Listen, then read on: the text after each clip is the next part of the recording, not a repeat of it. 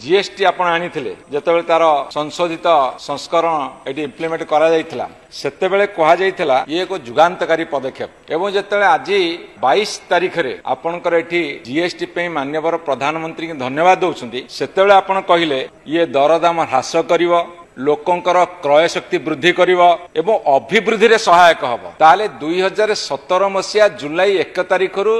September 22 2025 पर्यंत ए सब कथा हो नथिला या कोन स्वीकारोक्ति बिले हम धरि नबु आम देश रे तेल को रिफाइन करूचे आमे भूटान को बिक्री करूचे सेठी तेल लिटर 64 टंका आमर एठी 100 टंका रु कमुनी आपनकर पेट्रोल डीजेल उपरे जीएसटी लागू करिवे कि जेते बेले आपण मान्यवर माने एपटे विरोधी दल थिले सेते बेले भाट उठा जीएसटी लागू कर आज आपण सेपटे अछंती